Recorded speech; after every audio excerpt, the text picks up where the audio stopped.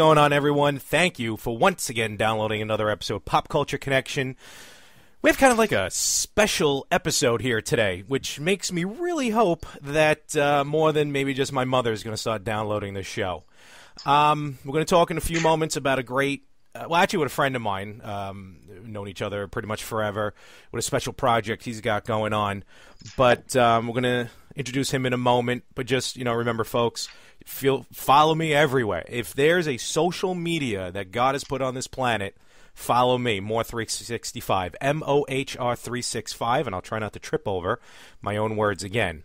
But let's get right to it. Ladies and gentlemen, I'd like to introduce you to a buddy of mine. I've known him for longer than I can even remember, Anthony Ripo, and you know him from another show that we did for a couple of episodes, the Retro Gamers, live via Skype from Los Angeles, California. Anthony, how are you? The City of Angels. Good morning. Yes, good morning. Good morning. No. It's not that good of a morning. No? No. It looks kind of bright and sunny where you are. It's definitely bright and sunny out, but then again, it's Los Angeles. I don't think they do anything else here. Yeah, probably not. Well, it's been raining like crazy. Hopefully not today out here. So, all right. Well, I mean, we've done this before. We're not strangers to podcasting here. Oh, absolutely not. And we should be doing them more often, if you ask me. Well, if this works, we're going to, because I finally was able to incorporate Skype into this program. So... Well, not if only your mother is going to be listening to it. 'Cause as much as I love your mother, I'm not going to record a podcast for her every week. That's all I do. So, but kind of bring everyone up to speed. I mean, we've known each other, God, how long? Let's see, 21, 22 years now. Like that? Like it's my freshman year in high school. So and my junior year, so 94. Yeah, holy cow. So yeah, it's been a long time. Long time coming. So and for as long as I've known you, you always had this one goal in mind. Entertainment, writing. I've seen a little bit. I've always felt you like the more writing aspect, but you're going to explain that in a moment. But basically, You're out in L.A. right now. And how long you been out there? Well, this stint I've been out here for about 6 months now, but previously I had been here for about 7 years. All right, so about 7.5 years with a break there in between. With a break in between, and we can talk about that later. In a little while, definitely. And I remember actually, when you first talked about moving out to L.A. when you had to go to searching for apartments and everything. I remember I flew out there with you. Yes, for which I was very grateful. Considering the fact that. I was moving to LA all by myself, no family here, no friends. It was definitely a very scary, risky thing. So that definitely helped ease the tension a bit. And, definitely, I've always been appreciative of that. Nah, no problem. And I got to see LA finally. Who knew? There was no way I was ever making it out to California without someone I know heading there anyway. So. And now you've seen it several times. I have a few times, definitely. So yeah, all right, so you've been out there for about. Well, let's just round up and say 8 years. Okay. And, you're out there. What was your goal when you got out there? Like, was it writing? Was it directing? Because we're going to be talking about a project here that you got going on here in a few moments. Yeah. Well, I've always been, my heart's always been into writing. I've been writing just creatively since I was about 9 or 10 years old. First started in short stories and stuff like that, all throughout high school. And then I decided to go to college and get a degree in creative writing, which when you think about it in retrospect, it sounds a little bit silly, but you can actually learn a lot about creative writing. It's not just, sit down in front of a computer screen and put words on a page. Yeah, there's a method to it. There's a strategy to it. Definitely. There's definitely like a flow and things that you can learn about it. So I wound up going to college, getting a bachelor's in it, and that actually when I started college is when I first started to switch off of short fiction to screenwriting, and I fell in love with screenwriting hard. I just growing up I was always into movies, like big horror movie fan growing up, thanks to my dad, and television and film has always been like a big thing for me. So once I started screenwriting, I just never looked back. I knew that that is exactly what I wanted to do for the rest of my life. So that's what I figured too. I always saw that. Do you remember? We don't have to go into details because I don't remember the details of it. Long time ago, I think a bunch of us was sitting around, and I think you wrote up like a quick script for like a parody, like a Scream parody or something. Oh my God, Squeal. Squeal, yes. It's called Squeal. Yes. Oh, okay. We're not going to get, because my mother listens, I don't want to get into it. But I remember, and we actually did a table read.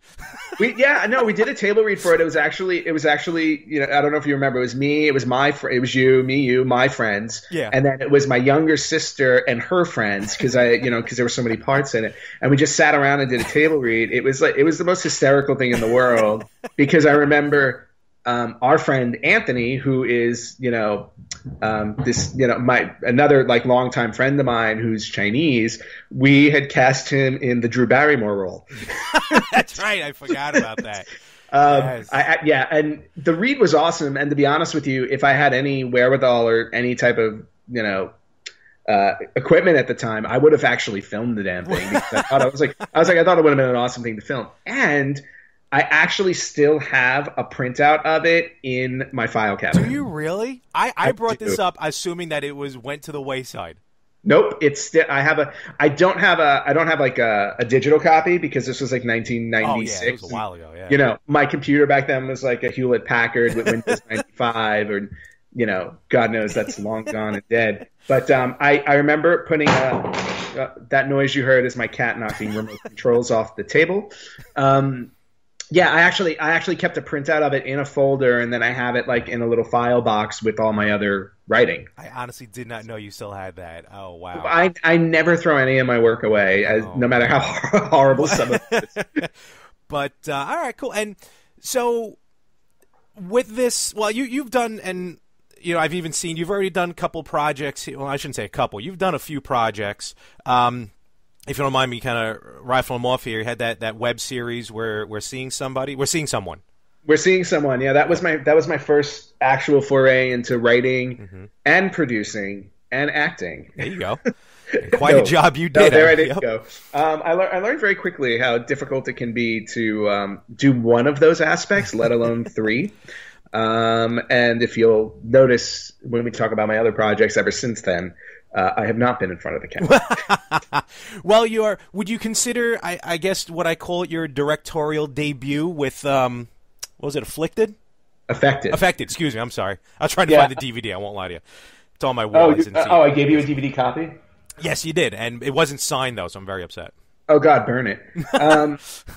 Yeah, Affected was when I decided to do the writer-director duo. And unlike We're Seeing Someone, because We're Seeing Someone was a 6-episode web series. It was a straight-up comedy, kind of lighthearted and fun. Affected was pretty dark and intense. Well, not gruesome, but it was dark.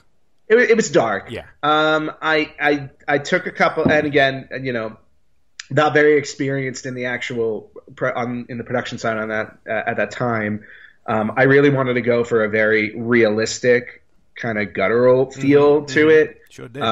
And I shot it on like a regular camera because I wanted it, just like a standard camcorder. Yeah. But I did not, and this was my mistake with that, I did not have a sound guy present because I wanted to get the natural sound. It was almost like found footage, kind of. Yeah, I was going for a real found footage, and then like the amateur that I was, I found out that doing it actually in a realistic manner, as in using a camcorder and its mic, is not the way to go. You can always hire a sound guy, do the sound, and then adjust the sound in post-production to make it sound the way you want. But once you capture the sound on set, however it is, it's like that's the best you're going to get. And unfortunately for Affected, the sound is ultimately what I think did it in. I actually never wound up releasing Affected anywhere. I tried submitting it to a couple of festivals, but I think the sound just kind of killed it. But at least you start. That was your start, though. You know what I mean? At least you and that was my live and you learn. And that was my start. And, that's what happens. It's like you do some things and you learn along the way. And to be honest with you, like I would actually consider going back and reshooting that if I could, because I felt like I really enjoyed the like you said, it's like that dark, intense kind of tone of that piece was almost cathartic in a way for me. So yeah, I would love to recapture that and try and submit it to places. But like other things, remake it later on. You can always remake it. Yeah, you can remake anything. Once you have the funds and the equipment to do so. So yeah. Speaking of that dark, that dark place, quote unquote, that you went to, your project that we're going to talk about today is the complete opposite of that, and more in my wheelhouse or my joy. Growing up, let's kind of bring it up to speed. When we used to hang out way back when, like you said earlier, it's all about horror. Everyone in our group was into horror except me. Time. I was the only one who wasn't crazy about horror movies, but I've seen every one of them. Well, you had no choice. I really didn't. I wanted friends. So fast forward now to this year, and you have this new project coming out, Rumpel4Skin. And Rumpel4Skin. Rumpel4Skin. And pretty much... Let me just start off right now. Not a porno. No, it's not. Just making it clear. On Twitter, whenever I talk about it, it's always hashtag not a porno. And basically, where did this project come about? Like, where did you come up, or where did you stumble upon this this show, Rumpel4Skin? Well, actually, the idea came from my writing partner. I've had a writing partner now, Joseph O'Hare. We've been writing together now for about 4 years, and we had met actually when I first moved out to Los Angeles. 8 years ago or 8+ years ago. About a month and a half after I arrived, I started looking for a writer's group because when I moved here, the first thing I was like, well, you moved here to be a writer, you need to make every effort to continue writing. So I joined, I went on Craigslist, I answered some random ads, and I found a writer's group that I actually wound up being a part of for the entire 7.5 years I was here before I left, for that 1 year stint in New York, which we can talk about later. Yeah. So I had been, I wound up in that group for about 7 years. I actually wound up taking over the reins and running the group for a couple of years after the original founder moved to Chicago. So Joe and I met. Joe had started in the group about 2 weeks before I did, so we were both fairly new. Okay. And Joe at the time was pretty much very horror-esque. That was his genre. That's where he went. He was always very dark with his screenwriting. Oh, there you go. Okay. Which was cool and very appealing to me because at the time I was I came out here and I'm gonna write horror movies. So I was yeah, I just want to kill people on screen. That was my whole goal in Hollywood. So after about 3 years or so in the group, Joe and I started talking, and we decided we're hey, you know what, with every screenwriter you have your strengths and weaknesses, and we thought that with both of our writing styles that we complemented each other very well. So we set out on a venture to try and write something together. Okay. And of all the things that we wound up working on a script that was not only not horror, but it was actually specifically tailor-made to be a Hallmark movie. And the reason why we wound up writing a Hallmark movie script is because a friend of mine who works at the Hallmark Channel said, "Hey, they're always looking for scripts. Would you write a script for the Hallmark Channel and submit it so they would consider it?" So Friday 13th doesn't work well on the Hallmark Channel, though. No, they're more like Saturday night the 14th. So it's when all the killing is done, and then the two survivors go on, their first date. And then, it's the sequel that you never see in the movies. Yeah, right. That it actually doesn't work out for them because they're completely incompatible. But so we wound up working. So I approached Joe about it, and I said, "Hey, I've got this possible link to, Hallmark Channel. Would you consider putting the horror aside and try writing, some sappy Hallmark movie?" Because I didn't have any experience in that either. At that point, my experience had been pretty much a couple of horror scripts, a very dark comedy that I had written, and then We're Seeing Someone, which was my first foray into actual, just straight up sitcom type of stuff. Mm-hmm. So, and then there was also a music video in there at that time for JQ that I did. But so Joe and I agreed, and we set out and we worked on this. We worked on We worked on this Hallmark movie script for a few months. And once it was completed, we sat back and we kind of assessed, our writing relationship and how everything would work out. Because, I mean, when you have a writing partner, it is like, it's like a friendship. It's like you got, you got to kind of balance your friendship with them. But at the same time, there's got to be a professional relationship too, because you're working towards a professional goal. Yeah. So there's a lot of things to consider. It's like, how compatible are you with this person? Can you work together well enough to keep putting out content? And after we were done with the Hallmark Channel, I remember Joe telling me that he had a writing partner previously, and it had not worked out at all for him. They just couldn't, work together well. Mm-hmm. And he had told me that writing that Hallmark script with me was one of the easiest things he had ever done. Like, it flowed really well. We worked really well together. And I said, well, I was like, you know what? I was like, I kind of felt the same way. We just had, there was like some type of connection that really worked for us. Yeah, that chemistry that definitely worked. I mean, it's all chemistry really. So once we had done that and we decided, okay, that worked out well, we were like, let's just continue working together. And that's when we had gone back to an idea that Joe had originally for a comedy, and I think it was his first foray into comedy at the time as well, which is Rumpel4Skin. At the time, it was not called Rumpel4Skin; it was called something else. And to be honest with you, I can't remember what it was called. That's the DVD extra later on. Right, the DVD extra. Well, yeah, we'll talk all about that while people fall asleep to the behind the scenes. But what happened was, he had started writing this script as a feature, and he got about halfway through the feature, and then he would bring it to writers group, and there were 8 or 9 writers that would critique it. And I had, I don't remember if it was me or one of the other writers in the group, but it had circled around to telling Joe, it's like, what, the story's got more meat to it. We think it could be more than just a feature. We think it could possibly be a television show. So, and that's where it sat. And then it sat there for a while like that. We wound up going and writing our Hallmark script, Lost Girl Found. And then after we were done with that, we circled back. And, at the time, I had told Joe, I was like, look, I had segued into writing more television in the group at the time. I had written a 1-hour drama. I had written an animated sitcom, and then just a standard sitcom. I was doing those on my own. Mm-hmm. And then I told Joe, I was like, hey, I said, you know what? I'm like, why don't we go back to Rumpel4Skin and see if we can work something out. And Joe went off and started working on that on his own. And it just kind of built from there. What we do with our projects is, if it's whoever's idea it is, they take the lead. So in this case, this was Joe's idea from the get-go, so he took the lead on this project. Okay. I would still contribute. I would still contribute writing-wise and everything like that, but he would be the main driver of it, the same way that I would be the main driver of one of mine. Gotcha.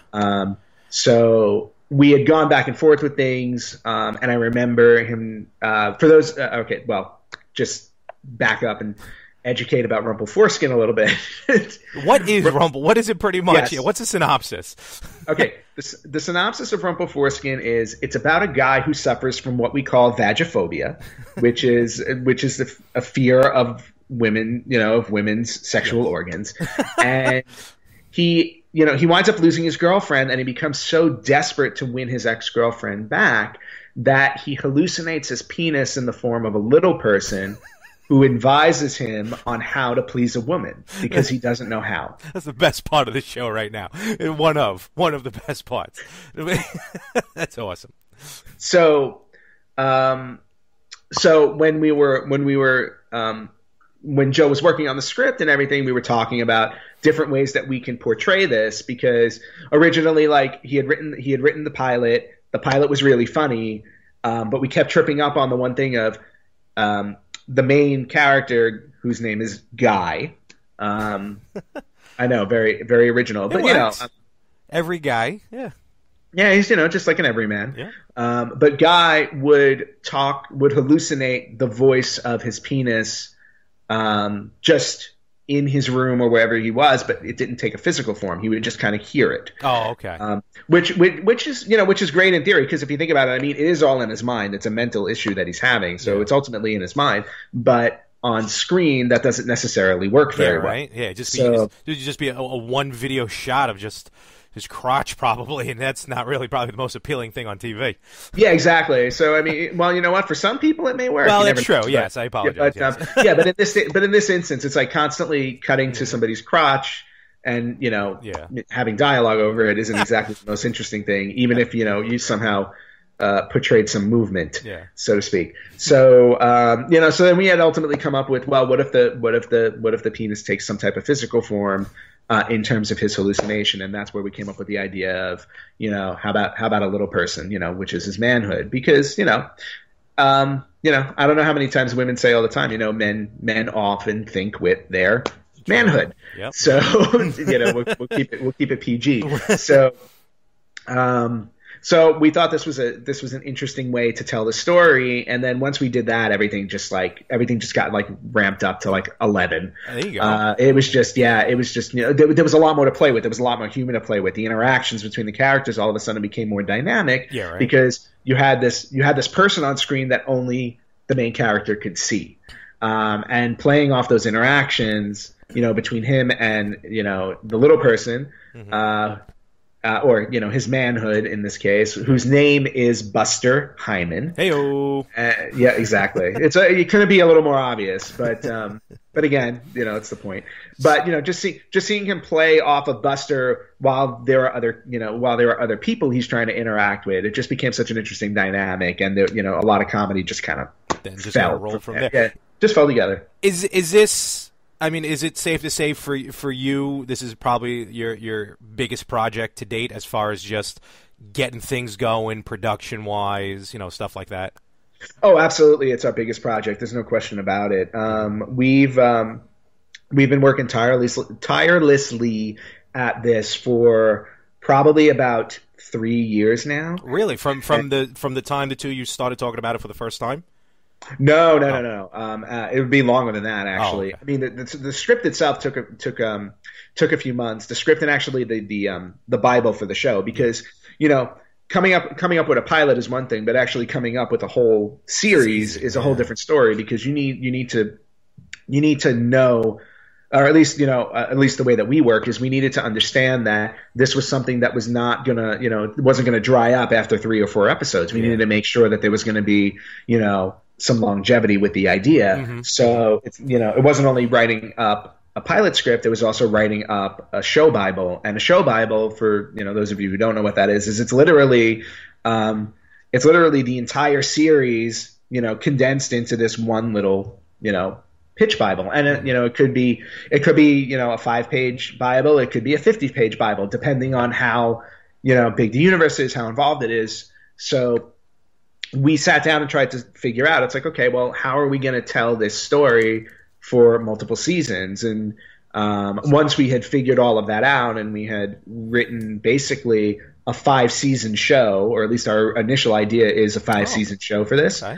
Once we knew that it had that type of legs, then we knew that this was the project to invest in, because because again, it's something that when you go to pitch it to studios or something like that, they don't want to see something necessarily, or at least my understanding of it is they don't want to see something where it's like, oh yeah, well, what happens after the first season? And you just sit there and you're like, well, I don't know.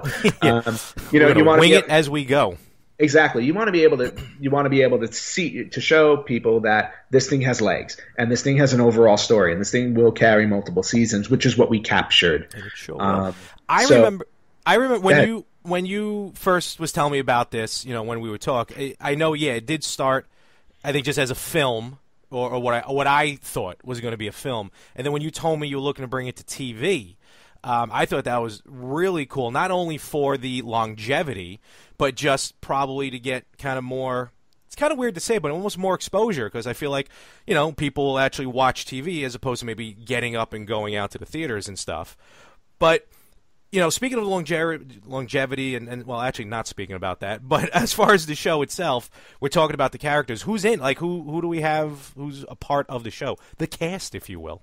The cast. Okay, well, I mean, I guess we can start off with Buster Hyman himself, which is which is played by Joey Naffo.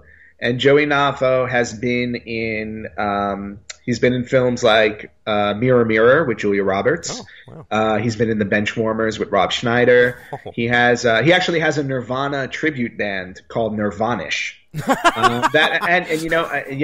He's a drummer and he tours. That is awesome. He actually also co-stars on 2 reality shows right now with his wife. So really, it's really interesting. I believe it's Little Women LA, and okay. I believe the other one is Tess's Little Family, or I'm sorry, I'm blanking on the name of the other show. Right. But he's got those 2 reality shows going on right now too. So he's pretty well established. Okay. In the industry, which is fantastic. To say that we were actually lucky enough to get him for the pilot episode. And he did, and of course he did an excellent job. Or I felt like, we both felt like he did a good job. So that would be Buster. And then playing the role of Guy is Dan Zerwanka. And Dan is somebody that Joe actually has a bit of a history with. He worked with Joe on a short horror film that Joe had written and directed a couple of years ago, or let me say maybe a year before we started shooting Rumpel. And Joe was very impressed with his work, so we decided to give him an opportunity, give him the opportunity to play Guy, and we thought that he did a really good stand-up job there. So so that worked out really well. Playing the role of Faith is Cara Manuel. And Cara we had done an audition for the role of Faith, who was Guy's girlfriend, and we really needed somebody who would be able to play off the frustration of being in a relationship with a man who basically is afraid to have sex with you. So and I have to say, I feel like that's kind of a hard thing to capture, because the character of Faith is kind of like she's finally at her wit's end, and she can't deal with the fact that she can't be satisfied sexually, but at the same time, she still feels something for Guy. So to be able to play that balance, especially in a comedy, I feel like is rough. Mm-hmm. And so when we were doing auditions, it was hard. It was really hard to find somebody who would stand out, and Cara just owned it. She nailed it. The first round, she was awesome. We did callbacks, and then there was no question after that. We just knew she had to do it. Yeah. So and you know what? Unfortunately, she said yes. There you go. So it helps. Yeah, and then probably one of my personal favorites in the film is Guy's dad, Ziggy, who is played by James Calvert. And James and I, we go back a bit of a ways, because my former roommate has been best friends with him since college. Oh, there you go. So she has a couple decades worth of history with the guy. Yeah. And so I've known James for almost 6 or 7 years, and he's always been a very talented actor. He's been on a number of things. In fact, just a funny story, or a short one, even though I'm going long here. It's all right. Your interview. I know. The first horror movie that I ever saw when I was a kid, I think I was 6 years old. And it wasn't really a horror movie. It was a horror comedy. But at the time when you're 6 years old, anything horror-esque is horror. First movie I ever saw was a horror movie I ever saw was called House. Okay.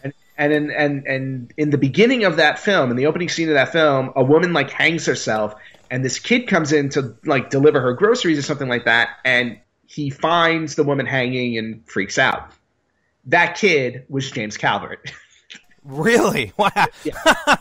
Well, kind of comes full circle at that point. Yeah, which was totally random, because when I eventually looked at his IMDb page, because he told me I found out through my roommate that he was an actor and everything like that. And I'm like, oh, okay, and I'm like, oh, what has he been in? So I went on IMDb and looked him up, and I'm like, and I just see House, and I'm like, oh my god, you got to be kidding me. And then I told him about it, and then I was like, okay, that's awesome. And then Another side note also is that he's actually really good friends and was roommate with another actor called Andrus Jones, who was in A Nightmare on Elm Street Part 4, and I'm a big Nightmare on Elm Street fan, so that was just like really cool also. That's pretty cool. Yeah, so it's like these cool little things that kind of just, happen. Anyway, James is probably one of the most talented guys I've ever seen. He can literally do anything that you ask him to do, and not only does he do it, he does it well. Awesome. And he's got a resume that's just ridiculously impressive. I mean, he started as a kid actor, and he had like roles on The Jeffersons, Eight Is Enough, Chips. Wow. Yeah, he was on a whole bunch of stuff, and then he was the lead, or he had a couple of leading roles on 2 television series. One was Superboy in the late 80s. Oh. I don't know if you remember that. I do, yeah. Yeah, but he was in Superboy. And then in the mid-90s, he actually played the lead for a show called Deadly Games about I think it was about like a villain who comes out of a video game. Wait a minute. I think hold on. There was someone, big. I mean, he's a big name, but there was the villain, Christopher Lloyd? I believe so. I believe it was Christopher. I think. Don't hold me to that. I could be wrong. But I think I remember that show, yeah. Yeah, so James was actually the lead on that. And yes, Christopher Lloyd, yeah. I'm confirming that Christopher Lloyd was the That's pretty cool. Yes. All right. Was the villain on that. But yeah, his resume is amazing. So when we asked him to play Ziggy, it was like a no-brainer. Like he just came in and completely owned it. Absolutely hysterical. And not only that, like it was actually funny watching him and Dan interact as father and son, because if you watch them, they actually kind of had a little bit they look alike a little bit, which was kind of fun. They do, yeah, actually. Yeah. Yeah, it worked out pretty well. Yeah, it worked out really well. And then playing his mom, playing Guy's mom is Willow Hale, and Willow is like an absolute sweetheart, super sweet. She played the role perfectly. She's been on a number of television shows. I can't even begin to list. No, I'm serious. She's had guest spots on a number of shows. I can't even begin to list them all. It's like she's one of those journey women, let's say, where she's just been on everything. And then rounding out the top of the cast is Guy's therapist, Dr. Han, who also is not only probably the most awful therapist you'll ever meet. She's absolutely terrible at her job. But Guy is so desperate for help, he's just, he doesn't realize it. But Miriam Hassler is our Dr. Han, and she just, again, this was one of those ones where we did an open casting call, and she walked into the room, and it was hers. It was hers the minute she walked into the room. She just had exactly that over-sexualized, absolutely just. It's hard to explain. When you see the actual pilot, hopefully, if we get to finish it, you'll see it. And she's been in a number of different television shows and films, including the Tomb Raider sequel. Like House of Saddam. She's got like 4 or 5 different things that are in post-production right now. She's a very busy girl. I believe she also has a TV series right now on Hulu called South Beach. So I've seen that advertised. I think I've. Yeah. So if you on Hulu, yeah. Yeah. So if you ever have an opportunity, you have a little time on your hands, go check out South Beach, starring Miriam Hassler. So yeah, I mean, just a great cast, absolutely great cast. All right, that's not too shabby. Yeah, it sounds like an awesome cast and a lot of pedigree behind him too. I mean, please don't take this the wrong way. I really don't mean it the wrong way. I always figure like a first project, like you may just try and get people from like the local maybe drama club or something like that. Again, I'm out of the loop. I don't know how the whole thing works. But hearing the cast, especially their past projects or their current projects besides Rumpel, that's big deal. That's pretty sweet. Yeah, no, I mean, like I said, we were very fortunate to get the cast that we did, considering, this is a project that's been shooting, that we shot on a micro budget. We had, very little money to get this done. And when we pulled the trigger, we actually initially had the money to get this done all the way through post-production. We can talk about what happened in production, of course. Yeah. But the cast and the crew, they worked tirelessly. on this. I really couldn't commend all of them more for the great job that they did, which is all the more reason why we're making a push now to get this completed so we can, share it with the world, because we really do feel like we owe it to every single person who worked on this project. No, definitely. And that's what I want to talk about here in a moment, is getting ready to get that off and running. All right, and on that note, actually, it looks like we're going to split this up into a couple parts here. So, Ant, if you have a few more minutes here, if you don't mind sticking around, we're going to continue talking about this, especially I'd be happy to push. Continue talking about it. Sure. All right. We're going to get into this Kickstarter campaign. We're going to talk about all that, a few more items, and then yours truly also saw a little bit of a making of a TV show. So we'll talk about that in a little while as well. So with that being said, folks, thanks for downloading. Part 2 is going to be right behind this one. So just listen to this one first. We'll say part 1. We'll talk to you in a little bit.